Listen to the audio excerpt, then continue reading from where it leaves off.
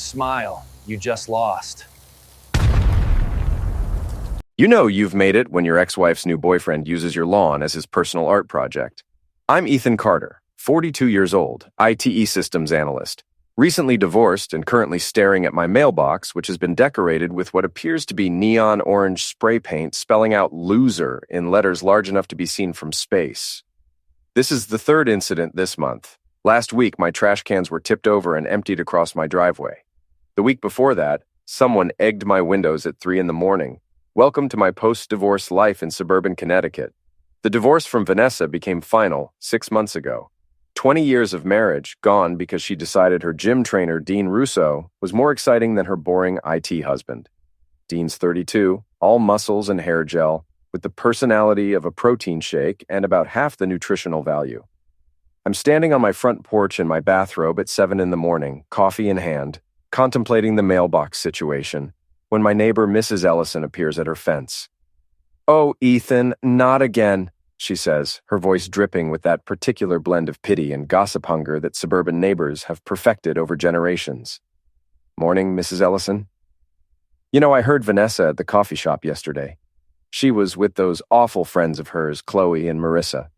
They were laughing about something. I didn't want to say anything, but of course she wanted to say something. Mrs. Ellison lives for this stuff." "What were they saying?" "Well, Chloe said something about how you couldn't keep up in bed or in life. I'm just repeating what I heard, you understand. I don't believe a word of it." I take a long sip of coffee. "Thanks for letting me know. Are you going to call the police about your mailbox?" Probably not much they can do without proof. But I'm thinking about proof now. I'm thinking about it very carefully. I spend that Saturday afternoon at Best Buy, dropping $400 on a home security system. Not the fancy professional installation kind. I'm an IT guy. I can handle this myself. 4 wireless cameras with night vision, motion detection, and cloud storage. By Sunday evening, I have them positioned to cover every angle of my property. My friend Pete comes over to help with the final setup. Pete's also in IT, works at the same company I do, and has the same dark sense of humor that comes from years of dealing with users who think the internet is broken when they haven't paid their cable bill. "So you're really going full paranoid suburban dad with this?" Pete asks, adjusting one of the cameras. I prefer appropriately cautious. "Dude, you've got more surveillance than a 7-Eleven. What are you expecting? A full-scale invasion?" "I'm expecting to catch whoever's been messing with my property." Pete grins. "You think it's the gym rat?" "Dean? Absolutely. He's been driving by my house at weird hours. I've seen his truck." "What's Vanessa's deal? She got the house she wanted in the divorce, right? That's a sore subject." "Vanessa got the newer townhouse we'd bought as an investment property. I kept our original house, the one we'd lived in for 15 years. It needs work, but it's paid off and it's mine. The divorce settlement was actually pretty fair, legally speaking. Vanessa's a human resources manager, makes decent money. We split assets down the middle, no alimony either direction. But fair doesn't mean friendly. She's got what she wanted, I say. But apparently that includes making sure I'm miserable too. That's the spirit of modern divorce right there." The cameras prove their worth within 48 hours. Tuesday night, 2:15 in the morning, my phone buzzes with a motion alert. I pull up the app and watch in real time as a figure in a dark hoodie approaches my mailbox. The night vision shows him clearly. Dean Russo, unmistakable even with the hood up. That distinctive tribal tattoo on his forearm catches the infrared light. But here's the interesting part. There's a car idling at the curb with its lights off. The camera angle is perfect. I can see right through the windshield. Vanessa's in the driver's seat. She's not just aware of what he's doing. She's the getaway driver. I watch as Dean shakes a can of spray paint and adds pathetic under yesterday's loser. Then he kicks the mailbox post for good measure, nearly breaking it. Vanessa's laughing in the car. I can see her shoulders shaking. I don't go outside.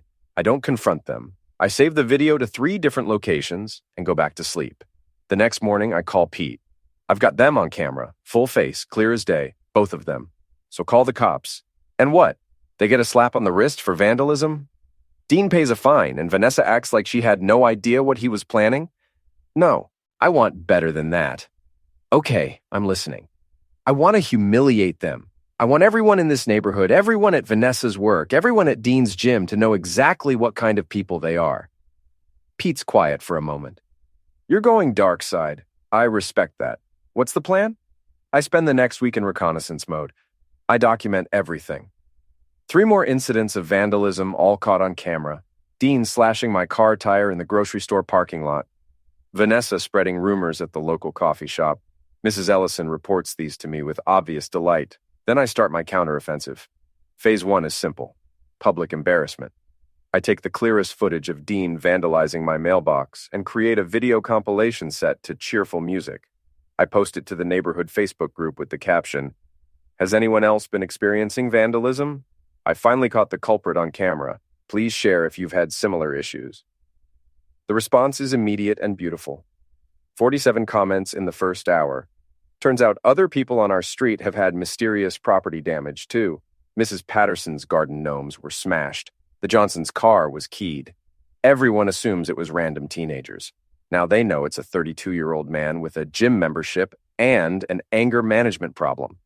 The video gets shared to the broader community group, then to the local Crime Watch page. Within 24 hours, it's been viewed 3,000 times. Dean's gym, Power Zone Fitness, gets tagged in about 50 comments. Phase 2 requires more creativity. I design a flyer on my computer. Dean Russo, personal trainer, free consultation.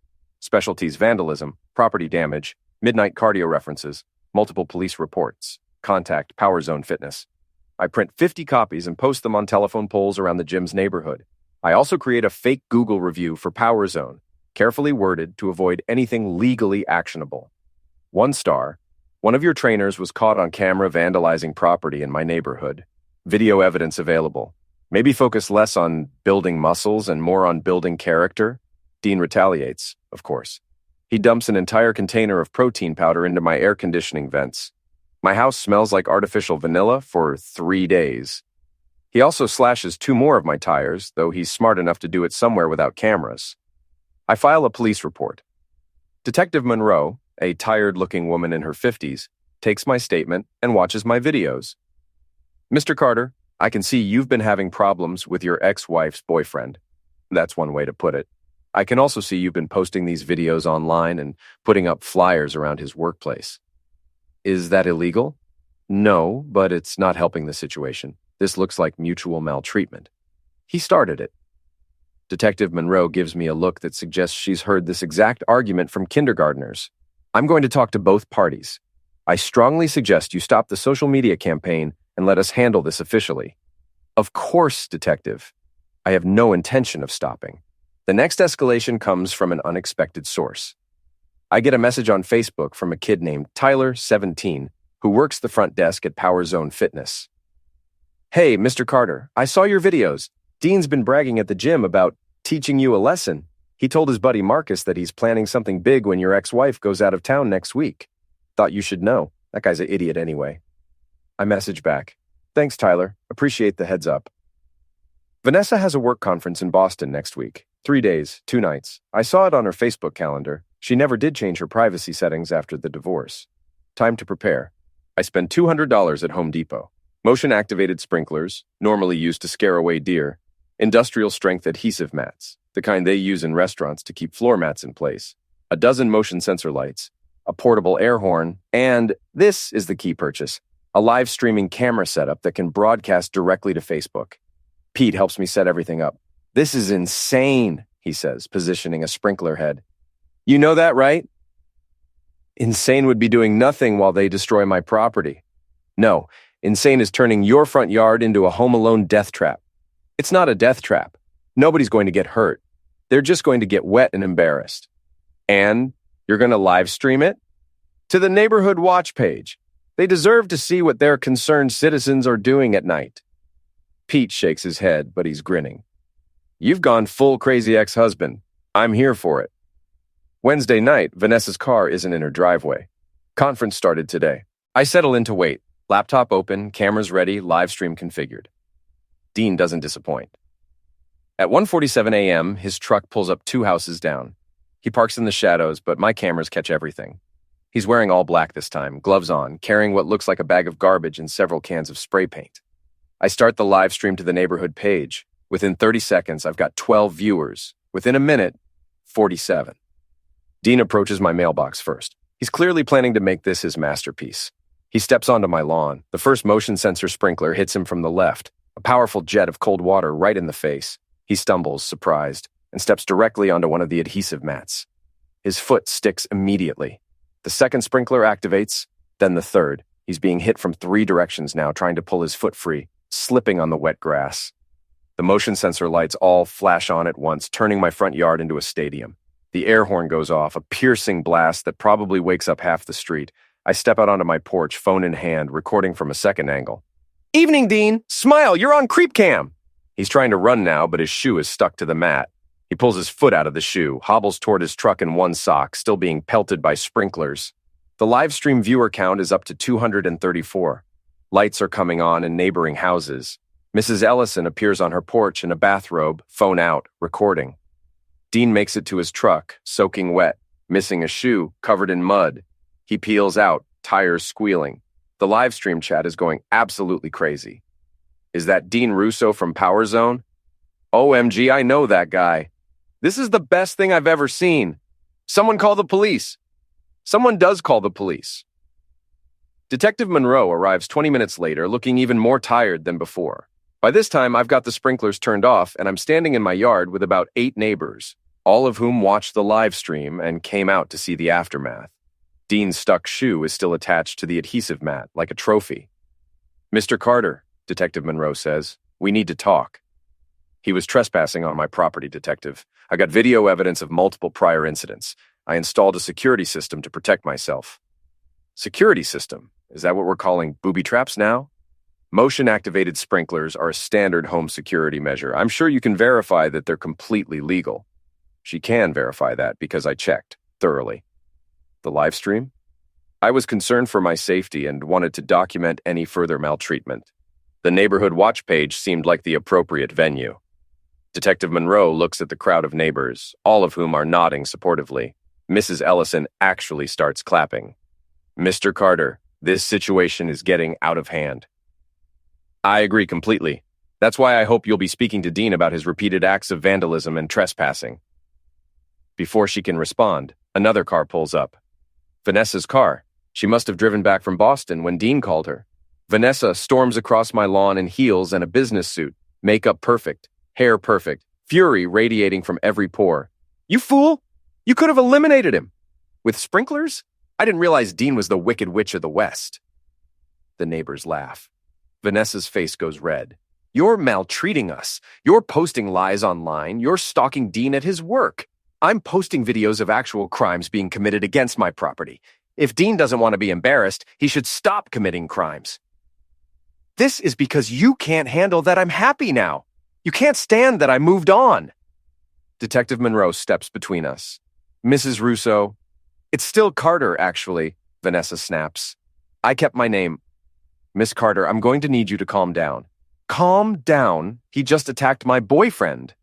"Your boyfriend was trespassing and attempting to vandalize Mr. Carter's property. I've seen the video evidence from previous incidents. This is an ongoing pattern of maltreatment directed at Mr. Carter." Vanessa's mouth opens and closes. She's not used to not being believed. In her HR job, she's the authority figure. People listen to her. He was just trying to talk to Ethan. At 2 a.m, with spray paint and garbage? I hold up my phone showing the live stream, which is still running. 347 people watched him trespass on my property, Vanessa. 347 people saw you drop him off 2 houses down. You're the getaway driver for vandalism. How's that going to look at work? Her face goes pale. She hadn't considered that angle. You're going to delete that video right now. It's already been downloaded by about 100 people. The internet is forever, Vanessa. You taught me that during our social media training at the company. Detective Monroe is writing in her notebook. Miss Carter, were you aware of Mr. Russo's activities tonight? No, I was in Boston. I just got back. Your car was seen in the area. I came back early. The conference was boring. Detective Monroe clearly doesn't believe her. I'm going to recommend that both Mr. Russo and Mr. Carter here apply for restraining orders against each other. This situation needs to de-escalate before someone actually gets hurt. I'm fine with that, I say immediately. Vanessa glares at me, then storms back to her car. As she's pulling away, I notice something on my phone. The live stream chat is exploding with new information. Someone's posted a link to Vanessa's LinkedIn profile. Someone else has identified her employer, the regional office of a national HR consulting firm. Multiple people are tagging the company's official Facebook page. This is going to be a problem for her, a big problem. HR managers are supposed to be above reproach, models of professional behavior. Having video evidence of you encouraging your boyfriend to commit crimes isn't a great look. The neighbors eventually disperse. Pete, who watched the whole thing from his car down the street, comes over once the police leave. Dude, that was legendary. Phase 3 complete. There's a Phase 4? Oh, absolutely. Over the next week, the consequences unfold beautifully. Dean gets put on probation at Power Zone Fitness. The gym's owner doesn't fire him. That would require admitting they employed someone caught committing crimes on camera. But his schedule gets cut to almost nothing. His private clients start canceling. Turns out people don't want a personal trainer who's known for vandalism and property destruction. Vanessa has it worse. Her employer launches an internal investigation after receiving multiple messages about the videos. While they can't fire her for her personal life, they can and do remove her from client-facing roles. No more representing the company at conferences. No more leading training sessions. She's moved to back office work, processing paperwork. Her friends Chloe and Marissa distance themselves. I know this because Mrs. Ellison reports seeing Vanessa eating lunch alone at the coffee shop, crying into her phone. I should feel bad about that. I don't. The restraining orders get approved. Dean has to stay 500 feet away from me and my property. Same for me regarding him. Vanessa isn't included in the order, but she's smart enough to stay away. For 2 weeks, things are quiet. Then Pete calls me at work. Dude, you need to see this. See what? Dean's Instagram. He's posting about how you ruined his life and how he's going to make things right. It's concerning. I checked Dean's Instagram. He's made it public, probably hoping his posts will go viral. They're rambling, angry, full of misspellings. The general theme is that I'm a psycho ex-husband who can't let go, and that he's going to settle this once and for all. He's going to do something stupid, Pete says. Yeah, he is. I call Detective Monroe. She's seen the posts too. Mr. Carter, I'm concerned about Mr. Russo's state of mind. These posts suggest he might be planning retaliation. What can you do about it? Not much unless he makes a specific threat, but I'd recommend staying alert. Maybe stay with a friend for a few days? This is my house, Detective. I'm not leaving. Then keep your doors locked and your phone nearby. I do better than that. I upgrade my security system. More cameras, including inside the house. A professional alarm system that connects directly to the police. Reinforced locks on all doors and windows. And I wait. Tyler from the gym messages me again. Dean's been talking about finishing what he started. He told Marcus he's going to trash your place for real this time. Thought you should know. Stay safe, man. I message back. Thanks, Tyler. When's he planning this? This weekend, I think. Saturday night. Your ex is going to help him. Of course she is. I call Pete. Saturday night, they're coming for the house. You need to call the police. And tell them what? That I got a tip from a teenager? That Dean's Instagram posts are concerning? They won't do anything until he actually commits a crime. So what's your plan? I'm going to let him commit the crime, and I'm going to make sure everyone sees it. Saturday, I prepare like I'm defending a castle. Every camera is positioned perfectly. The live stream is ready to go, this time configured to broadcast to multiple platforms simultaneously. Facebook, YouTube, even TikTok. Pete's at his house, monitoring everything remotely as backup. I also do something I haven't done before. I call the local news station. I tell them I've been the sufferer of ongoing maltreatment, that I expect another incident tonight, and that I'll have video evidence. The weekend news producer sounds interested. If something happens, call us immediately. We can have a crew there in 20 minutes. At midnight, I'm in my living room, lights off, laptop open, watching the camera feeds. At 12:43, Dean's truck appears. But he's not alone this time.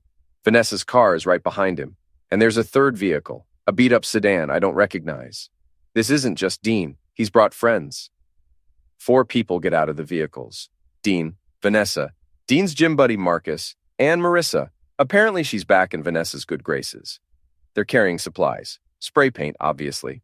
But also a baseball bat, garbage bags full of something, and what looks like a crowbar. This is beyond vandalism. They're planning to break in. I call 911 first. There are 4 people attempting to break into my home. I have video evidence. They're in my yard right now. The dispatcher confirms police are on the way. Then I start the live streams, all 3 platforms, simultaneously. Then I call the news station. This is Ethan Carter. The maltreatment incident I called about? It's happening right now. 4 people are attempting to break into my home. We're sending a crew. I watch the feeds. Dean's approaching the front door with the crowbar. Vanessa's spray painting the garage door. Marcus is throwing garbage across my lawn. Marissa is filming on her phone. Apparently they want their own documentation. The live stream viewers are climbing rapidly. 100, 200, 500. Dean jimmies the crowbar into my door frame. The reinforced lock holds, but the door frame starts to crack. Time for phase 5.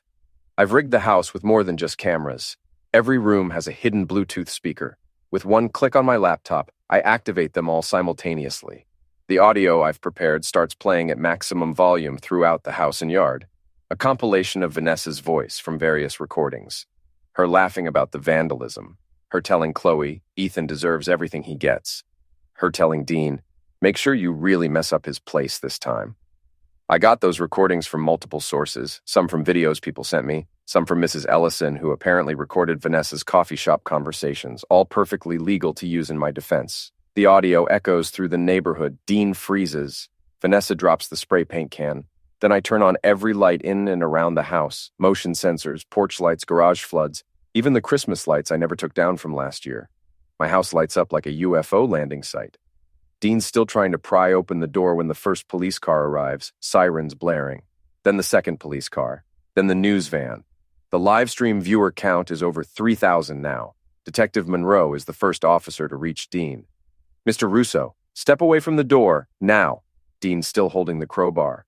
For a moment, I think he's going to do something really stupid. Then he drops it and puts his hands up. Vanessa tries to run. She actually tries to run in heels, spray paint on her hands while being recorded by 3 news cameras and thousands of people online. She makes it about 15 feet before another officer stops her. Marcus and Marissa surrender immediately. Smart choice. I step out onto my porch. The news cameras immediately focus on me. Mr. Carter, a reporter shouts. Can you tell us what happened here? These 4 individuals have been maltreating me for months. Vandalism, property destruction, threats. Tonight they escalated to attempted breaking and entering.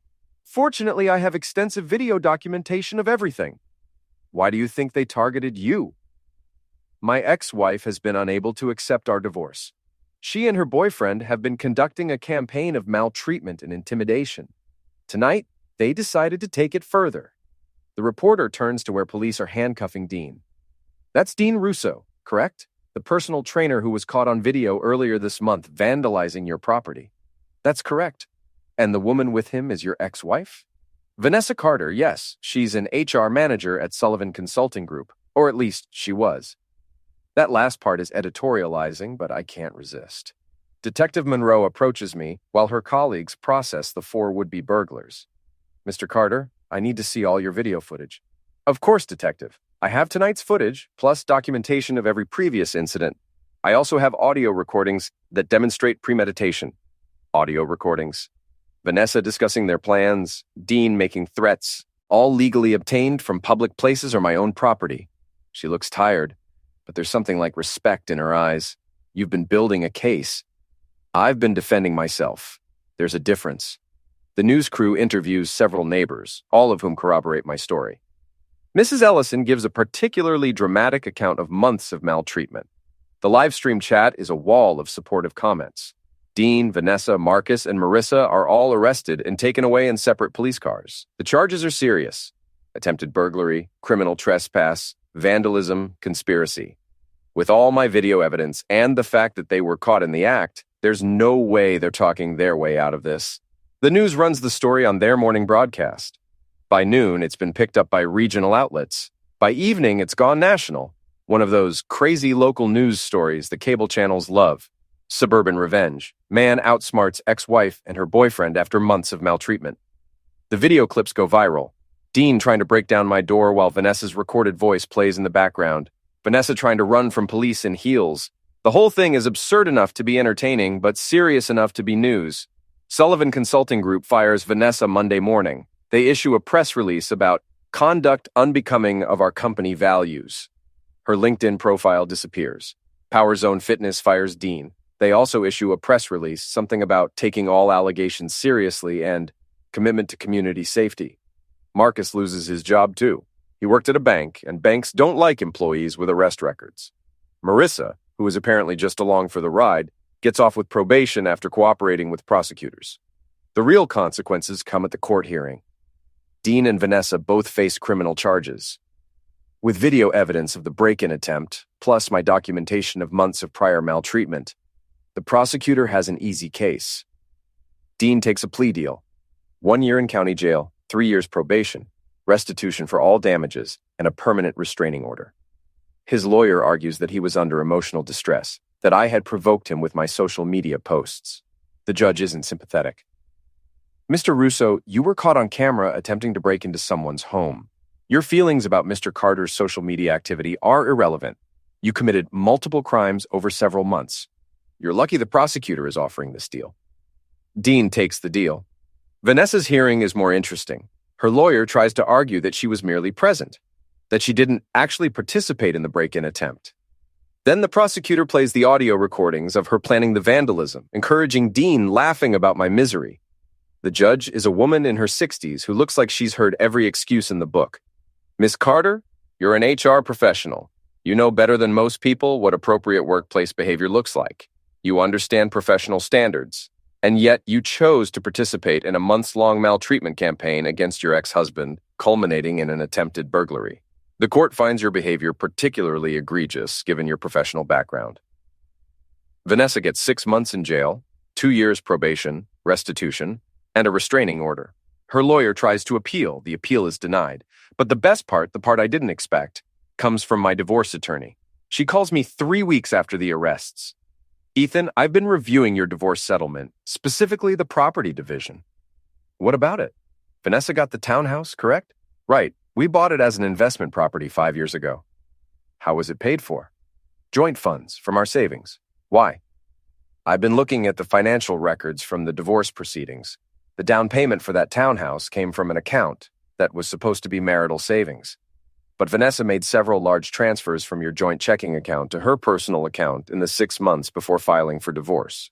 Transfers you never authorized. I sit up straighter. What are you saying? I'm saying she may have used marital funds improperly. If we can prove she was hiding money or moving assets in anticipation of divorce, we can reopen the settlement. Can you prove it? With your permission, I'd like to subpoena her financial records. Given her current legal troubles, I think we have grounds. Do it. The investigation takes 2 months. My attorney discovers that Vanessa transferred $47,000 from our joint savings to her personal account over 6 months. She used that money for the down payment on the townhouse, then claimed in the divorce proceedings that the down payment came from her inheritance. It didn't. Her inheritance was much smaller and had been spent years ago on a failed business venture. She committed fraud during the divorce proceedings. My attorney files a motion to reopen the property settlement. Vanessa's attorney tries to fight it, but the evidence is overwhelming. Bank records, transfer receipts, emails where Vanessa discussed securing assets before filing for divorce. The judge is not pleased. Miss Carter, you deliberately misrepresented your financial situation during divorce proceedings. You hid marital assets and used them for personal benefit. This court takes such deception very seriously. The revised settlement is brutal for Vanessa. She has to sell the townhouse and split the proceeds with me, which means I get back my $47,000 plus half of any equity. She has to pay my legal fees for the reopened case. And the judge adds a finding of fraud to the court record, which means Vanessa will have trouble getting credit, loans, or professional licenses in the future. By the time everything is settled, Vanessa has lost her job, her home, her savings, her freedom, and her reputation. Dean's in jail. Marcus is working at a fast food restaurant. Marissa moved to another state. And me? I'm standing on my front porch on a Saturday morning, coffee in hand, looking at my freshly painted mailbox. No graffiti, no damage. Just a clean, normal mailbox on a quiet suburban street. Mrs. Ellison waves from her garden. Morning, Ethan. Beautiful day. Morning, Mrs. Ellison. Pete pulls up in his car, gets out with a 12-pack of beer. Victory celebration? It's 10 in the morning. It's 5 o'clock somewhere. Come on, man, you earned this. We sit on my porch, drinking beer in the morning sun like the middle-aged suburban dads we are. So what now? Pete asks. You won, total victory, ex-wife destroyed, boyfriend in jail, house paid off, money in the bank. What's next? I'm thinking about dating again. Yeah? Anyone in mind? There's a woman in accounting at work, Sarah. She seems nice. Nice is good. Does she have any crazy exes or criminal boyfriends? Not that I know of. Then she's already an upgrade. We sit in silence for a moment, enjoying the peace. You know, Pete says, when this all started, I thought you were going to do something stupid, get yourself arrested, or worse. I thought about it. But you didn't. You played it smart, legal, documented, public. You made them destroy themselves. They destroyed themselves. I just made sure everyone was watching. That's the part that eliminates me. You didn't actually do anything illegal. You just defended your property and documented their crimes. And somehow, that was enough to completely ruin them. The best revenge is letting people face the consequences of their own actions. That's very zen. I read it on a fortune cookie. Pete laughs. So, no regrets? Not even a little? I think about that. Do I regret any of it? The surveillance, the public humiliation, the legal warfare, the systematic destruction of Vanessa's life? No, I say finally. No regrets. They came after me. They tried to make me the sufferer. I just refused to play that role. And now? Now I move on. I fix up this house. I date Sarah from accounting. I live my life. And if Vanessa or Dean or anyone else wants to start something again, I gesture to the cameras still mounted around my property. I'll be ready. Pete raises his beer. To being ready. To being ready. We clink bottles and drink. The sun is warm. The neighborhood is quiet. My mailbox is intact. My house is mine. My life is mine. Sometimes the good guys win. Sometimes revenge is served cold and legal and absolutely devastating. Sometimes you don't need to throw a punch to win a fight. You just need to be smarter, more patient, and more prepared than your enemies. Vanessa wanted to play games with my house and my life. She lost. Game over.